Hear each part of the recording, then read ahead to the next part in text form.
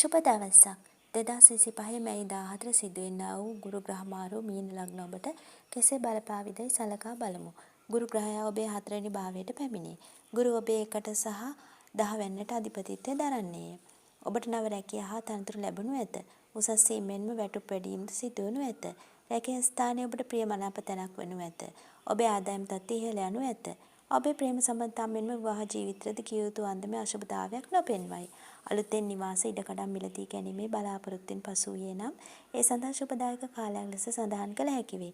ඔබ ජීවත් වන නිවසේ මෙතෙක් කල අතපසු වූ යම් අලුත් වැඩි කටයුතු සාර්ථක කර ගැනීමට හැකිවනු ඇත. එසේම තමාගේ දැනට පාවිච්චි කරන වාහනයේ අලුත් වැඩියාවක් හෝ නව වාහනයක් ගැනීමට සිතා සිටියේ නම් එම කටයුතු සාර්ථක කර ගැනීමට හැකිවනු ඇත. ඔබට පාරම්පරික දේපල සම්බන්ධයෙන් යම් කිසි ගැටලුකාරී තත්ත්වයක් පැන නැගී තිබුණේ නම් බොහෝ දුරට එම තත්ත්වය මගහැරී යනු ඇත. ඔබට ලැබීමට තිබූ උරුමයන් ලැබෙනු ඇත. අධ්‍යාපනයේ යෙදෙන ඔබටද ශුභදායක වේ. විදේශගත වීමට බලාපොරොත්තු වෙන අධ්‍යාපන කටයුතු වලට නිරත ඔබටද යහපත් බව කිය යුතු වේ. උත්සාහයෙන් හා උනන්දුවෙන් වැඩ කටයුතු කරන්න. කෙසේ වුවත් ශරීර සෞඛ්‍ය මදක් දුර්වල වීමේ හැකියාව පවතී. අර්ශස් වාත අමාරු මානසික පීඩාවන් නැතිවීමේ ප්‍රවණතාවයක් පවතී. එම නිසා ඔබේ ශරීර සෞඛ්‍ය පිළිබඳ සැලකිලිමත් වන්න. යම්කිසි රෝගී තත්ත්වයක් මතුවූ සැනින් ඒ පිළිබඳව ක්‍රියාත්මක වන්න. නොසලකා හරින්න එපා. එසේම උෂ්ණ ආහාර පාන වලින් වළකින්න. ප්‍රිය පදවල ඔබ බොහෝ සැලකිලිමත් විය යුතු වේ. නොයසේ නම් ඔබට බරපතල අනතුරු සිදුවීමට ඉඩ තිබේ. අධික වේගයේ මරුවක් ඇඳවා යන්න සිතේ තබාගෙන මධ්‍යම ප්‍රතිපදාව අනුගමනය කරන්න. එයින් ඔබට බොහෝ අනතුරු වලින් මිදීමට හැකිවනු ඇත. කෙසේ වුවත් ඔබට මෙම ගුරු ග්‍රහ මාරයෙන් ශුභ ප්‍රතිඵල ලබා ගැනීමේ භාග්‍ය පවතී.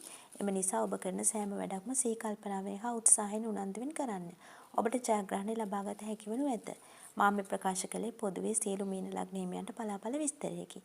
තමාට ගෙවෙන මහදස විදස අතුරුදස ග්‍රහ දෘෂ්ටි වලට අනුව මෙම පලාපල කතනේ යම් පමණකට අඩු වැඩි වනු ඇත. ඒ පිළිබඳව ඔබ දැනුවත් ඇතැයි මම සිතමි. කෙසේ වුවත් තමාට යම් අශුභකාරී තත්ත්වයක් පවතින්නේ නම් එම තත්ත්වය මගහරවා ගැනීම සඳහා පහත ක්‍රම අනුගමනය කරන්න. හැකි සෑම විටම බුදුන් වහන්සේට කහපාට මල් පූජා කරන්න. යමකට උපකාරයක් කොට නැවත ප්‍රතිඋපකාර බලාපොරොත්තු නොවන්න. සෑම විටම මෛත්‍රී භාවනාව වඩන්න. අසරණ අයට පිහිටවන්න. අසරණ සතුන්ට ආහාරය සඳහා යමක් දෙන්න. ගිලනුන්ට වටන් කරන්න. තම දෙමාපියන්ට හැකි අයුරින් සලකන්න. වැඩිහිටියන්ට වටන් කරන්න. අහිංසක සතුන් මරණයෙන් මුදවන්න. කූඩක රැජ සතුන් එයින් මුදවා හරින්න. උදෑසන අවදි විගස සහ රාත්‍රී නිින්දට යාමට ප්‍රථම සබ්බ පාපස්සකරණං කුසලස් උපසම්පදා සචිත්ත පරියෝදපණං ඒතම් බුද්ධාන ශාසනං යන ගාථා රත්නේ තුන්වර බැගින් සජ්ජායනා කරන්න.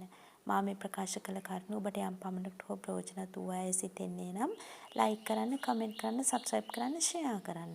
ඔබට බුදු සරණයි.